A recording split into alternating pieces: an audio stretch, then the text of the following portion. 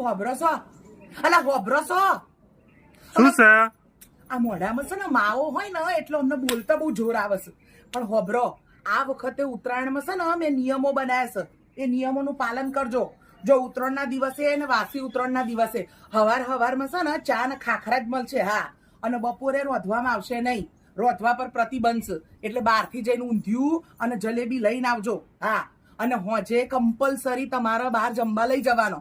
અને ધાબા પર છે ને હું કહું એ જ ગીતો વાગશે.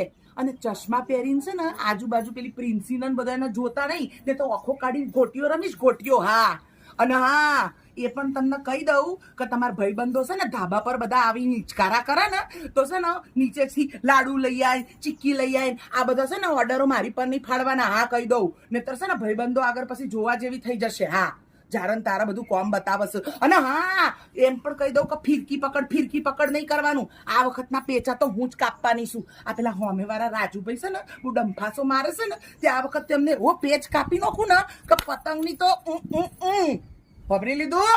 હોબળી લીધું છે. હા, જાઓ હવે.